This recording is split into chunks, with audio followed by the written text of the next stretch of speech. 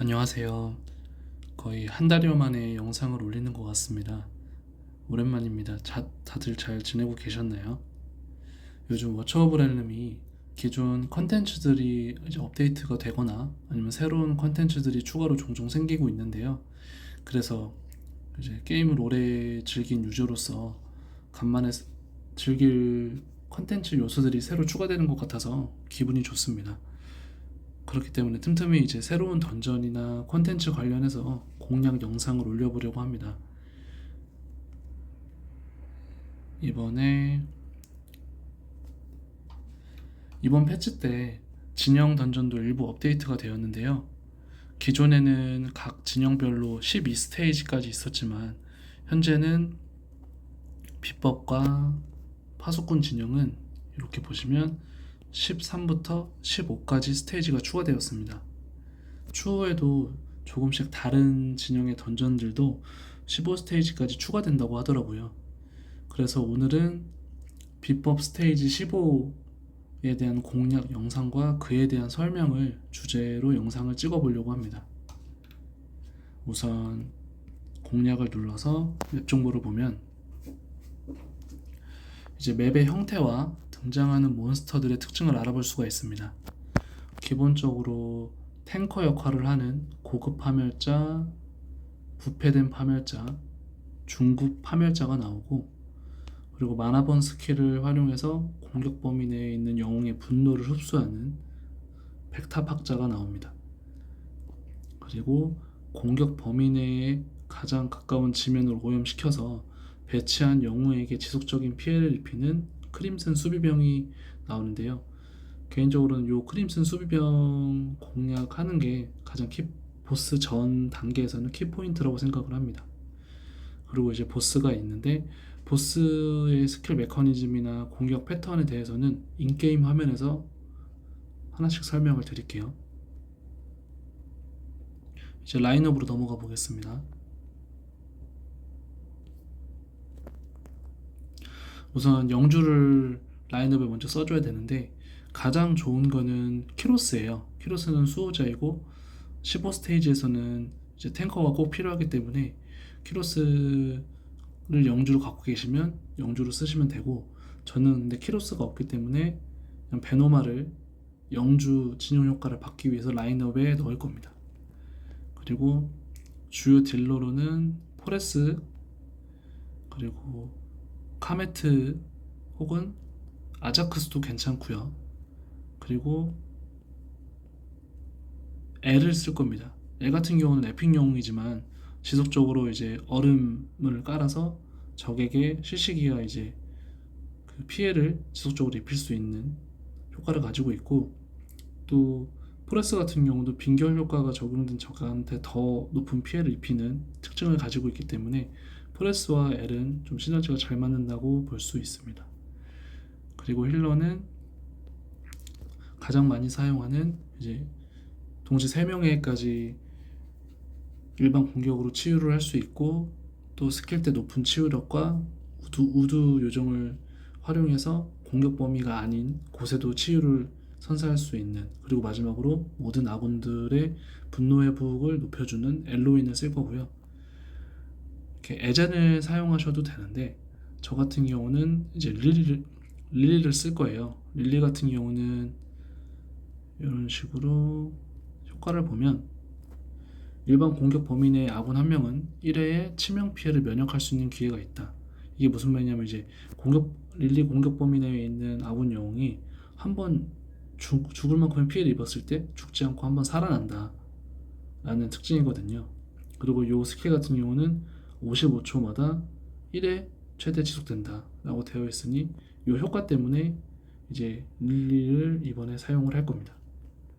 그리고 탱커로는 키로스를 영주로 쓰실 거면은 탱커는 키로스를 쓰시면 되는데, 제가 키로스가 없어요. 그래서 저는 대신 이 트룩스를 탱커로 쓸 거고, 트룩스가 없으신 분들은 알더스를 레벨업 하시고 진급시키고 장비를 채워주셔서 쓰시면 될 것 같습니다. 체력, 그 수호자, 그러니까 탱커 역할하는 영웅의 템 세팅은 체력은 최소 10만 이상 맞춰주시고, 그리고 아티팩트 같은 경우는 이제 보루의 반지 끼는 거를 추천드릴게요. 그리고 이제 중요한 역할을 할 영웅들이 또 있는데, 이제 보스 같은 경우는 그냥 피해량만 입혀서 잡는 게 아니라 중간중간에 CC기를 걸어주면서 잡아야 되거든요. 그렇기 때문에 이렇게 세레피나, 그러니까 주기적으로 저주를 걸어줄 수 있는 세레피나를 쓸 거고, 그리고 이제 헬가 같은 경우는 스킬 사용했을 때 지속 기간 동안 이제 그 적에게 기절을 입힐 수 있는 특징이 있습니다. 이렇게 저는 사용할 건데요. 그리고 딜러 중에 카메트 같은 경우도 이런 식으로 5회 공격할 때마다 적군 대상에게 저주를 시전한다, 4초 동안.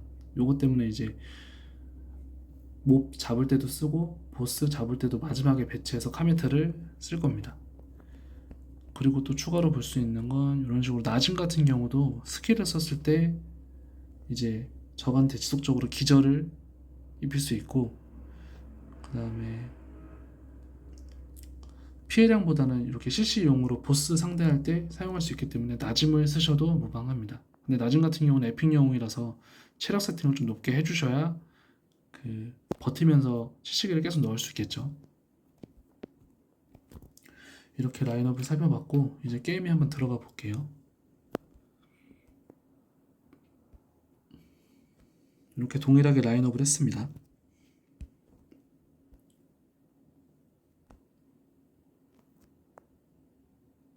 일단은 지금 이 게임 영상은 지배의 힘을 끄고 이제 클리어 안 한 조건 상태에서 도전하는 이 상황으로 진행을 하는 거니까 참고해 주시고요.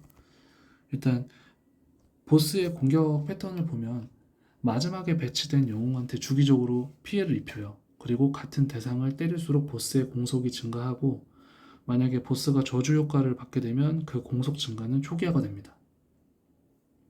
그렇기 때문에 초반 배치할 때는 한 명씩 배치하는 게 아니라 두 명씩 배치하는 것을 추천드리고, 배치 마지막 순서는 힐러나 수호자를 마지막에 배치해서 보스의 공격을 받았을 때 죽지 않고 버틸 수 있도록 이 메커니즘으로 배치하는 것을 추천드릴게요. 저 같은 경우는 처음에는 포레스, 엘로윈을 배치할 건데요. 둘의 코스트를 합쳤을 때 35니까 지금 바로 배치해 볼게요. 포레스는 왼쪽 상단을 맡을 거라 이쪽에 배치하고 바로 엘로윈을 배치를 하면, 보스가 처음에는 포레스를 한 대 때렸지만 그 이후부터는 엘로윈을 계속 때리게 됩니다. 때릴수록 공격이 증가를 하고요.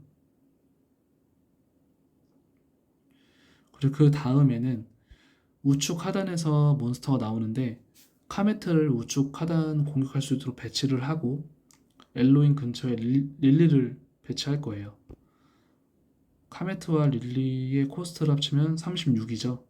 그럼 36이 모였을 때 한 번에 배치하도록 할게요.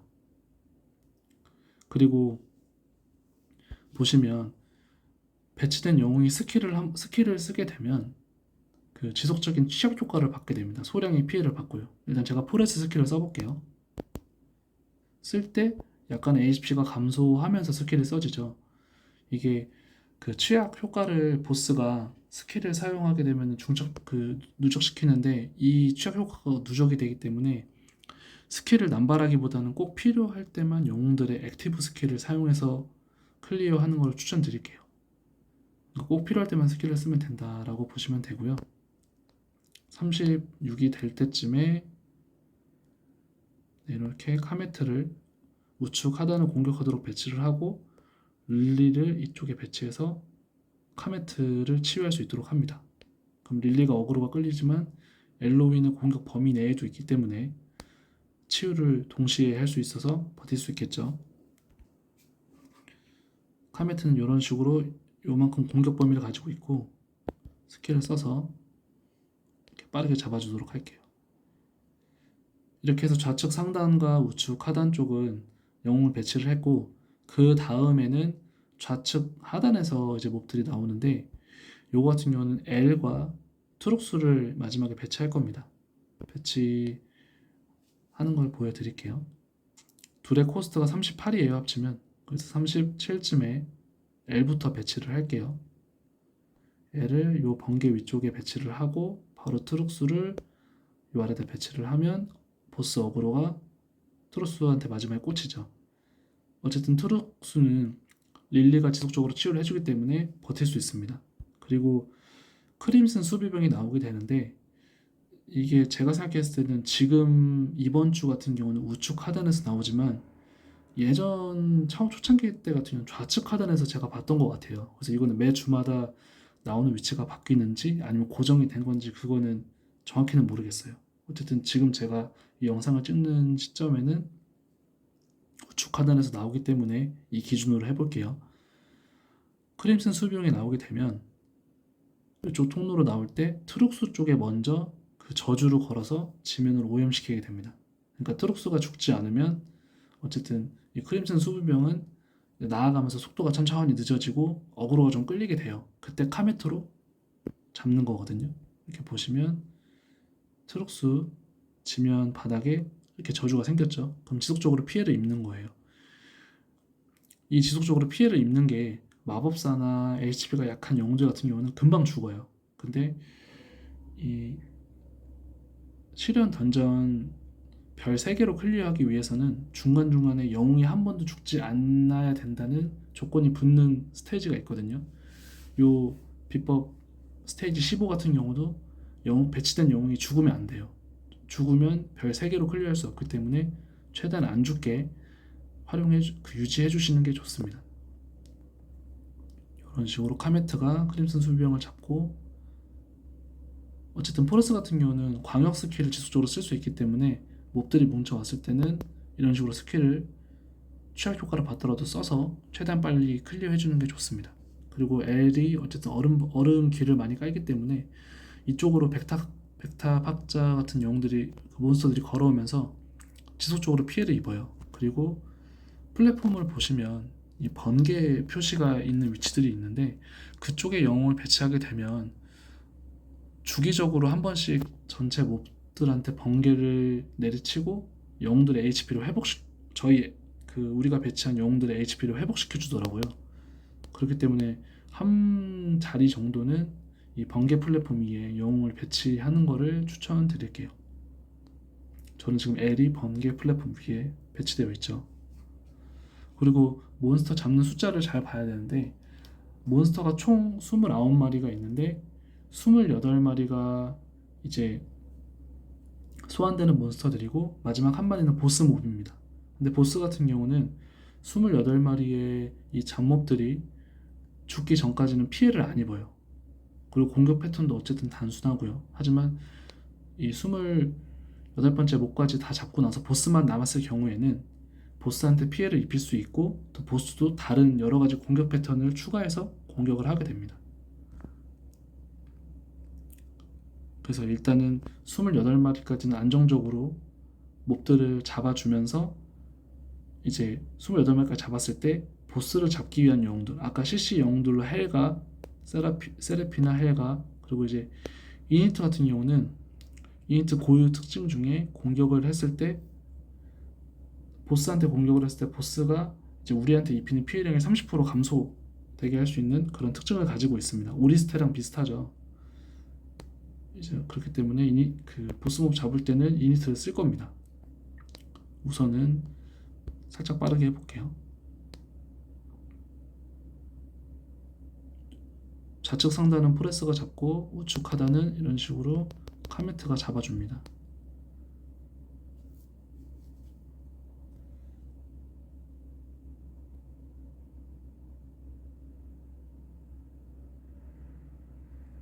요 카메트 자리에는 아자카스를 쓰셔도 괜찮아요. 어쨌든 그 광역 피해를 입힐 수 있는 마법사 영웅을 써주시면 됩니다. 그리고 지금 보시면 22마리까지 잡았는데 지금 전장에 배치되어 있는 몹들이 6마리예요. 그러니까 이 6마리를 다 잡게 되면 보스만 남는다는 얘기거든요. 그리고 이제 우측 하단에서는 더 이상 몹이 안 나오기 때문에 카메트는 퇴각을 시켰다가 이 28마리를 채우고 보스를 공략할 때 마지막 딜러로 배치를 할 겁니다. 일단 퇴각을 시켜 볼게요. 카메트는 쿨타임을 기다리고요.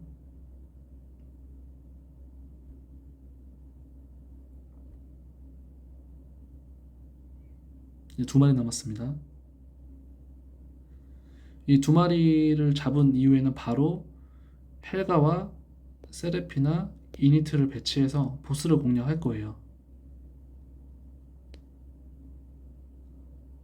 여기서도 L이 에픽 영웅이지만 좀 이 걸어오는 수비병들한테 좀 높은 데미지를 주는 걸 볼 수 있죠.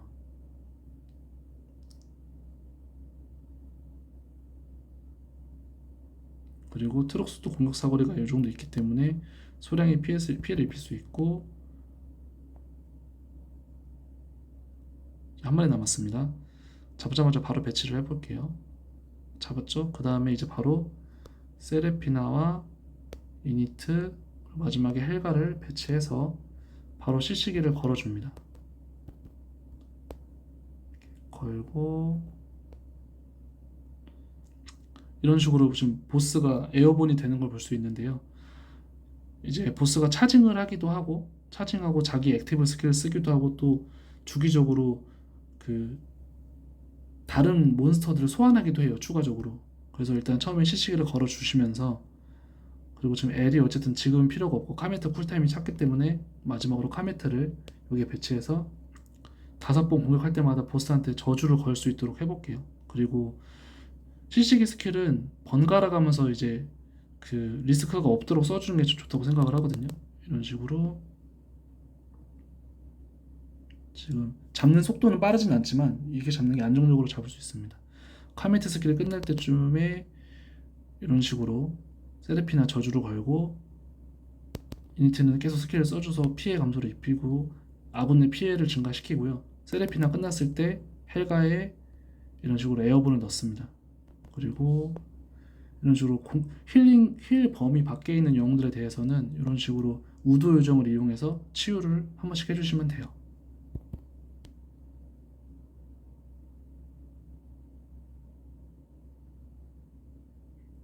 지금 또 이제 세레피나가 분노가 차면 바로 스킬을 써줘야 돼요. 저주 스킬을. 이렇게 저주를 계속 걸어주고 끝날 때쯤에는 이제 다시 카메트랑 이제 이니트도 스킬이 돌고요. 그리고 헬가도 중간에 한 번씩 이런 식으로 스킬을 계속 써줍니다.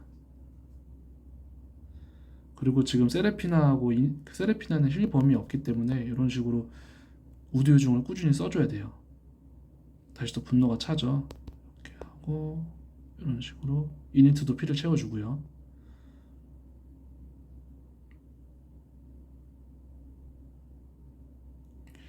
이게 타이밍이 꼬이면 잡몹들을 소환하는 경우가 있어요, 보스가.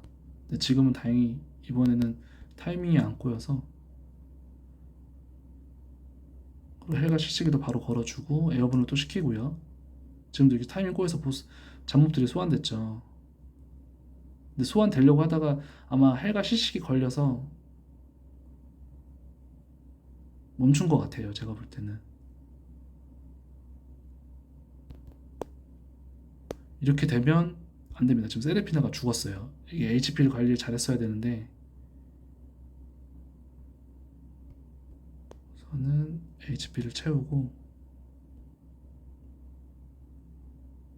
일단 잡을 수는 있을 것 같아요.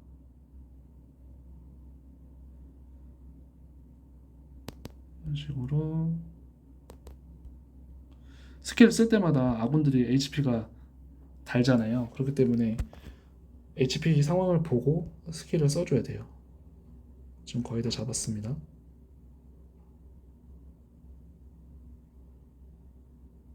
에어본을 시키고, 그리고 지금 카메트 같은 경우는 분노가 0에서 안 차요. 그리고 머리 위에 이렇게 빨간 표식이 되어 있죠. 이게 보스 스킬 중에 마지막에 배치된 영웅한테 표식을 입혀서 그 영웅은 분노가 전투 끝날 때까지 차지 않도록 하는 그런 공격 스킬도 있더라고요. 지금 그게 카메트한테 적용이 된 겁니다. HP가 다를 때 바로 우드 요정을 지금 거의 다 잡았습니다.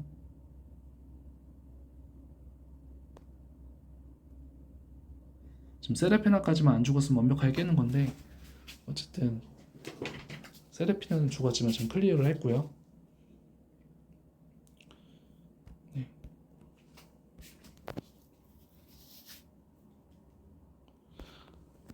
네, 이렇게 비법 스테이지 15 공략 영상을 찍어서 설명을 드려봤습니다. 오랜만에 찍는 영상이라 좀 부족하기도 하고 한데 그래도 재밌게 봐주셨으면 좋겠고, 여러 번 시도를 해보는 게 어쨌든 이제 별 3개로 클리어할 수 있는 가장 큰 팁이지 않을까 싶어요. 오늘 하루도 고생 많으셨고, 다음에는 아마 파수꾼 15 스테이지 영상이나 그 외에 다른 던전, 다른 컨텐츠 공략 영상으로 아마 찾아오지 않을까 싶습니다. 네, 그럼 이번 영상은 오늘 여기까지 하도록 할게요. 오늘 고생 많으셨고, 아직 비법 스테이지 15 못 계신 분들이 계시면 뭐 제 영상도 있고 아니면 해외 영상들도 검색해서 찾아볼 수 있으시니까 꼭 도움 받아서 이제 빨리 깨셨으면 좋겠습니다. 네, 그럼 다음에 뵙겠습니다. 감사합니다.